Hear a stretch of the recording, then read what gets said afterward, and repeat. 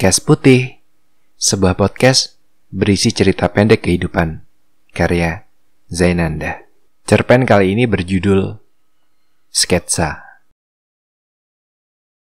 Untuk beberapa manusia, jatuh cinta adalah sesuatu yang biasa.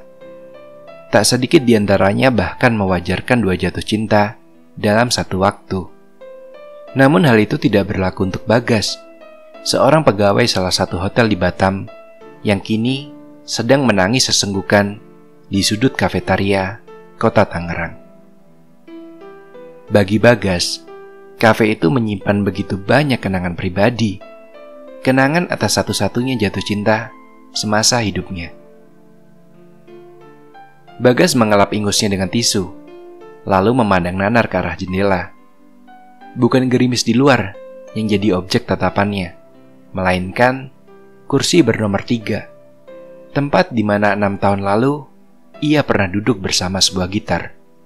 Kursi itu adalah saksi bisu ketika ia mengumpulkan keberanian menyatakan cinta pada seorang gadis cantik bernama Tiara. 24 Mei 2013. Hari itu adalah pengumuman kelulusan SMA. Bagas yang selama 3 tahun mengagumi Tiara merasa tidak pernah punya kesempatan menyatakan perasaan. Jatuh cinta Bagas sebatas anak laki-laki yang terus memandang salah satu siswi ketika jam olahraga berlangsung. Romi, nama teman sebangku Bagas yang merangkap sebagai guru percintaan, pernah menegur di laboratorium biologi. Tembak Tiara tepat setelah kodok yang dibekukan itu mencair. Bagas memandang temannya. Lo gak mikirin perasaan kodok? Dia baru aja bangun dari mati suri loh. Terus ngeliat ada 2 manusia memadu kasih di depannya. Gimana kalau kodok itu justru bunuh diri? Romi tampak menyesal. Bener juga sih, nilai biologi kelompok kita pasti jadi jelek tuh. Juga di kantin sekolah, Romi menepuk pundak Bagas yang sejak tadi hanya melihat Tiara makan soto dari kejauhan. Tiara suka tempe goreng. Bagas melihat Romi. Terus, Romi mengatakan hasil observasinya. Tempe goreng Bu Ugi habis. Romi memberi saran pada Bagas. Lo bisa beliin dia tempe goreng dari kantin Bu Lastri. Terus datengin dia dan bilang, Tiara, aku bisa kasih kamu tempe goreng yang masih hangat ini. Tapi kamu harus kasih aku hati kamu ya. Kreatif abis lo, Rom. Bagas memukul kepala Romi. Lo gak inget terakhir kali kita numpang makan bekal dari nyokap lo di kantin Bu Ugi? Romi menghela napas panjang. Iya, gue masih inget. Kita disiram air bekas cuci piring kan? Bagas mengangguk. Untung aja waktu itu kita sigap menghindar ya. Romi menambahkan. Tapi karena kita menghindar, Anton yang kena siram. Bagas memandang dalam ke mata sahabatnya itu. Jangan-jangan itu alasan kenapa Anton gak pernah ngasih kita contekan lagi. Akhirnya, Romi mengambil kesimpulan dari masa lalu. Oke, jangan pernah lo sentuh tempe dari kantin Bu Lastri. Titik. Ketika eskul basket, Romi pun pernah melemparkan kunci motor CBR 150cc-nya ke muka Bagas sambil berkata, Tiara masih di depan gerbang sekolah. Bagas memeluk erat bola basket. Tiara di depan gerbang sekolah? Ngapain? Dia gantiin Pak Tejo jaga sekolahan. Bokapnya Tiara lagi gak bisa jemput. Angkutan juga udah gak ada yang lewat lagi. Dengan wajah serius, Romi menjelaskan, lo harus anterin Tiara pulang. Bagas menjatuhkan bola yang ia peluk. Gue harus nembak Tiara di jalan. Romi tersenyum. Kalau dia nolak, lo bisa turunin di jalan. Lo bener. Bagas tersenyum lebih lebar. Gue gak mungkin ditolak. Bagas segera meraih kunci motor yang tergeletak. Ia lantas berlari menuju parkiran motor dengan perasaan berbunga-bunga. 10 menit kemudian, Bagas sudah kembali berada di lapangan basket. Romi berlari menghampiri Bagas. Kenapa? Tiara udah pulang? Bagas menggeleng. Gue lupa. Lupa? Iya. Bagas melempar kunci motor. Gue gak bisa naik motor koplingan. Sisanya adalah adegan sepasang sahabat yang saling beradu wajah kecewa. Atas semua yang telah terjadi, mereka bersepakat. Bagas bukannya tidak punya kesempatan menyatakan perasaan pada Tiara. Dia hanya pengecut. Puncak dari semua ada di Coffee Mate, nama kafetaria itu. Tempat yang sudah dipenuhi oleh seluruh siswa kelas 12 IPA 2 untuk merayakan kelulusan. Bagas bernyanyi di panggung kecil yang biasanya ketika malam minggu dipakai oleh penyanyi kafe. Lagunya adalah Bukan Rayuan Gombal by Judika. Suara Bagas cenderung biasa saja, jelek, tapi tidak sampai merusak gendang telinga pendengar. Yang tidak biasa adalah Bagas bernyanyi sepenuh hati untuk Tiara. Hari itu seolah Bagas baru saja mendapatkan wangsit bahwa seorang pengecut hanya butuh 1 hari berani untuk mengubah hidupnya. 24 Mei menjadi tanggal yang tidak bisa Bagas lupakan. Hari itu, di sebelah timur panggung, ada gadis yang tersenyum sambil berkata, "Iya, aku mau." Setelah Bagas bertanya, "Would you be mine?" Hari itu tertulis sebagai hari paling romantis dalam sejarah hidup Bagas. 14 Desember 2019. Sekarang, Bagas hanya memandang tisu yang berserakan di meja, berdampingan dengan 3 gelas berisi ampas kopi. Seorang gadis baru saja menggeser salah satu gelas untuk meletakkan nasi goreng. Seolah tidak peduli dengan kondisi Bagas, gadis itu justru menawari makan. "Makan, Gas." Bagas terkesiap dari lamunan. Renata. Renata adalah salah satu teman sekelas Bagas di 12 IPA 2 kala SMA. Sambil mengelap ingus, Bagas menegur, "Lo ngapain di sini?" Sembari mengunyah nasi goreng, Renata menjawab cuek, Makan." Bagas tampak mengingat apa yang terjadi 5 jam sebelumnya. "Lo bukannya tadi udah makan?" Renata lantas paham maksud ucapan Bagas. "Oh, di resepsi pernikahan Tiara." Bagas mengangguk. Tepat sebelum sendok nasi goreng masuk ke mulut Renata, ia sempat menjawab, "Lapar lagi." Bagas mengejek, "Ada juga ya cewek kayak lo?" "Iya ada." Renata lantas tersenyum menyindir, "Lo juga? Bukannya lo udah nangis tadi di nikahan Tiara?" Bagas menekuk dahi. "Tahu dari mana lo?" "Romi." Renata lantas menyedot es leci miliknya. Tadi pas lo gak ikut foto, Romi bilang sama kami kalau lo lagi nangis di kamar mandi." Bagas menegakkan duduknya. "Kami?" "Iya." Renata mengusap sebutir nasi goreng di tepi bibirnya. "Gue dan semua yang lagi foto bareng pengantin." "Hah?" Mulut Bagas menganga. "Termasuk Tiara?" Renata ketawa. "Mana ada foto bareng pengantin tanpa pengantinnya." Bagas meremas tisu di tangannya. "Romi anjing." Renata tersedak melihat wajah kesal Bagas. Sambil berusaha menahan tawa, Renata mencoba dewasa. "Udahlah, yang tenang, Pak." Bagas menghela napas panjang. Ia memandang ke arah panggung. "Lo tau gak sih, Ren? Di tempat ini, gue pernah jadi manusia paling romantis di dunia." Gadis berkacamata yang punya rambut sebahu itu tampak tidak mengerti ucapan Bagas. "Lo lupa ya?" Bagas menyombongkan diri. "Gue pernah tuh nyanyi di panggung itu. Habis gue turun, gue nembak Tiara." "Ah, iya." Renata teringat situasi yang dimaksud Bagas. "Hari itu lo jadi manusia paling norak di mata gue. Gue inget banget, sepulang gue ke rumah, gue muntah-muntah. Tanggung jawab lo." Bagas tersenyum kecil sambil melempar tisu ke arah Renata. "Sialan lu." Renata yang berhasil menghindar membalas senyuman Bagas. Gerimis yang tampak di kaca jendela berubah deras seiring pertanyaan yang muncul dari Renata. Lo kenapa sih? Patah hati? Bukannya lo putus sama Tiara udah 2 tahun? Bagas melihat ke arah pintu kafe yang baru saja terbuka oleh angin. Bahkan setelah 2 tahun putus, gue masih berharap jadi orang yang menikahi dia. Renata mengembangkan pipinya. Jangan bilang, sejak lo putus sama Tiara, lo gak pernah pacaran. Bagas menjawab dengan senyum penuh keterpaksaan.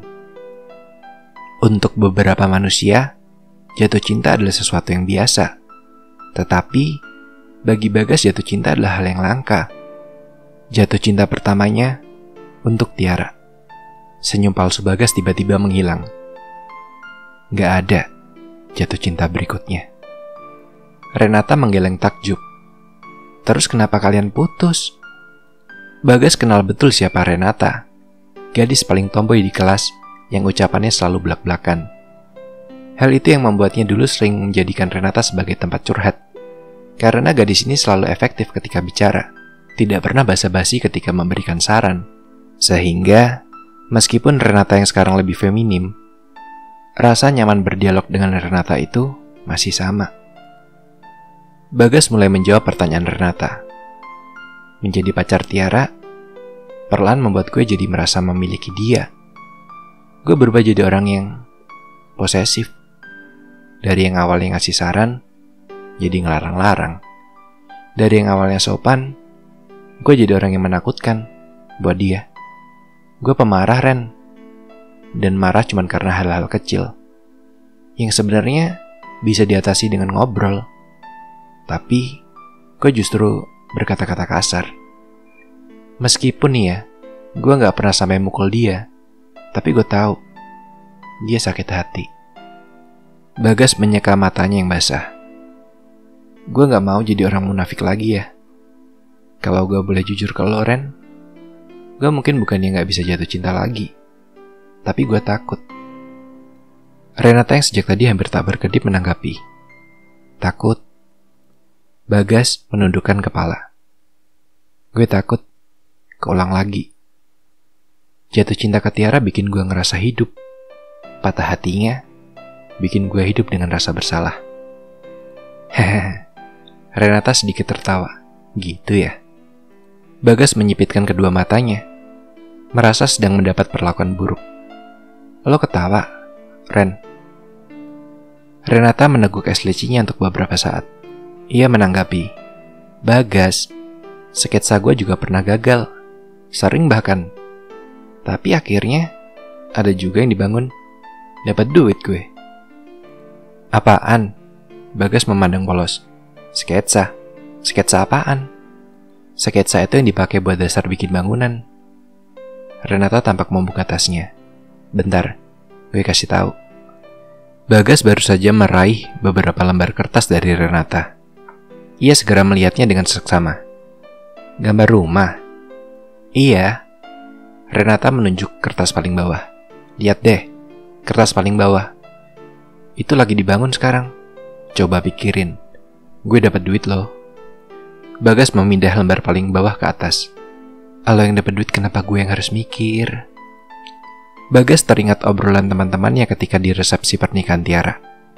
Ada momen ketika Renata datang disambut pujian. Cie, ada arsitek mahal nih.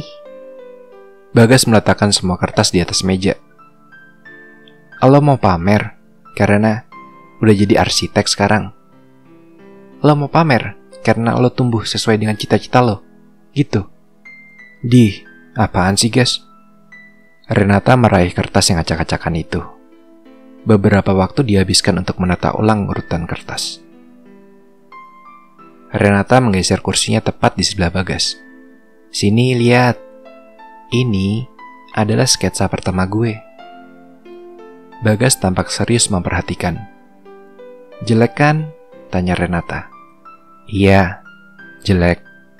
Bagas hanya berusaha mengiyakan pertanyaan Renata.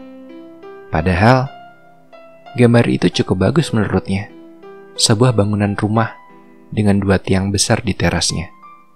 Itu jauh lebih baik dibanding karya terbesar Bagas, yaitu pemandangan dua gunung dengan sawah di bawahnya. Atau ketika Bagas berusaha menggambar wajah Tiara, namun justru lebih mirip Shizuka yang lagi nahan sakit perut. Sambil menggeser dan memperlihatkan halaman demi halaman, Renata kembali bicara. Gas, gak ada sketsa yang langsung dibikin bangunan. Ada yang namanya proses. Tangan Renata aktif bergerak. Tuh, lihat. Yang ini dicoret-coret.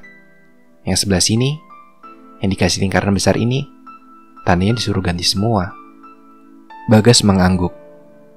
Paham atas penjelasan Renata. Gas. Renata memperlihatkan sketsa terakhir yang berbeda dengan sketsa-sketsa sebelumnya. Sketsa yang ini ada tanda capnya. Artinya disetujui. Sketsa ini layak untuk jadi bangunan. Hebat. Lo hebat, Ren. Bagas kagum. Renata meletakkan kertas di meja. Tahu nggak kenapa gue ngomongin sketsa-sketsa ini? Bagas menanggapi polos. Pamer. No. Renata menunjuk mobil BMW hitam yang berada di ujung parkiran. Lihat deh. Itu mobil gue.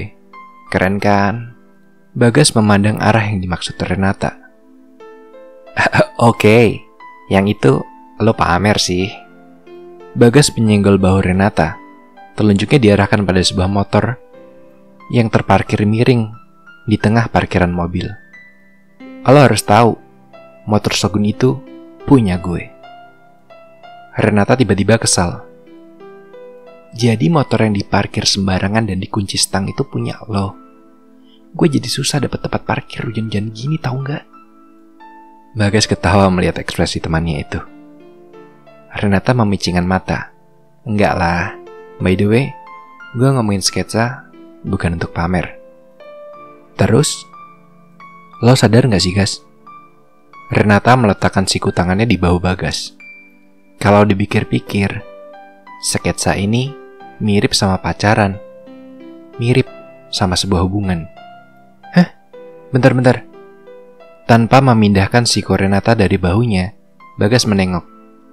Mirip apanya? Renata berdeham sebelum berujar panjang. Ngejalanin sebuah hubungan itu kayak gambar sketsa bangunan. Ketika menggambar, gue hanya bisa berekspektasi. Kenyataannya, gue gak pernah tahu apakah sketsa yang gue gambar bakal dijadiin bangunan. Meski begitu, gue tetap gambar aja sih. Begitupun dengan sebuah hubungan. Kita hanya bisa berekspektasi, Gas. Kita kan gak pernah tahu apa iya hubungan ini bakal jadi bangunan rumah tangga. Meski begitu, kita tetap ngejalaninnya kan? Lihat tuh. Mata Renata menunjuk ke meja. Dari tumpukan sketsa ini, banyak yang belum layak. Yang diperluin apa? Gue introspeksi sketsa itu. Menghapus beberapa bagian buruk, lalu menggantinya dengan yang lebih bagus. Berproses, memperbaiki, sehingga nemu bentuk terbaik untuk dijadikan bangunan. Bagas memandang Renata penuh pertanyaan. Jadi, gue harus gimana, Ren? Cahaya kilat dari luar mengagetkan mereka berdua. Bagas dan Renata memberi jeda pada dialog. Menunggu apakah cahaya itu akan disusul oleh suara petir. Gas, ketika hubungan lo berjalan gak sesuai ekspektasi, lo putus hubungan, lo bisa memberi perlakuan yang sama seperti gue memperlakukan sketsa. Menghapus beberapa bagian buruk, menggantinya dengan yang lebih bagus. Beberapa. Bagas tampak sedikit kebingungan. Maksudnya? Introspeksi. Renata mengambil sedotan di gelas es lecinya untuk digigit. Kemudian, segera dikembalikan ke tempat semula. Gue tahu kok, lo itu bukan hanya pernah menyakiti Tiara, tapi lo juga pernah bikin dia bahagia. Lo cuma perlu hapus kesalahan di hubungan sebelumnya dan mempertahankan bagian-bagian yang baik. untuk bekal hubungan selanjutnya. Biasanya itu disebut pengalaman. Bagas tersenyum mendengar ucapan barusan. Pengalaman ya? Lihat gue, Gas. Renata menurunkan sikunya dari bahu Bagas. Bagas lantas menurut pada perintah Renata. Ditatapnya mata itu dengan tingkat keseriusan tinggi. Menyadari itu, Renata berkata, seperti kesalahan dalam menggambar sketsa yang akan membuatnya harus diperbaiki. Perbaikan itu berpotensi menciptakan kesempurnaan sebuah bangunan. Renata menutup rantai ucapannya dengan sebuah kalimat. Dalam sebuah hubungan, masa lalu yang buruk adalah potensi terbesar untuk menciptakan masa depan yang sempurna. Bagas merebahkan diri pada punggung kursi. Ia menatap hangat ke arah langit-langit kafetaria. Untuk sekian lama, Bagas menikmati apa yang sedang terjadi. Situasi ini terasa asing baginya. Ren, sambil tetap memandang ke atas, Bagas melanjutkan. Makasih. Renata tidak menjawab. Hanya bisa tersenyum melihat teman baiknya itu dalam keadaan yang tenang. Bagas memecah sunyi di antara mereka. Ren, tiba-tiba dada gue kerasa longgar. Biasanya ruang dada gue sesak, penuh, dihuni ketakutan. Renata bertanya, gimana rasanya? Bagas memejamkan mata untuk menjawab singkat. Lega. Mendengar jawaban itu, Renata menyadari hal besar sedang terjadi. Di hadapannya, ada seorang laki-laki yang sudah bersiap menyempurnakan sketsa.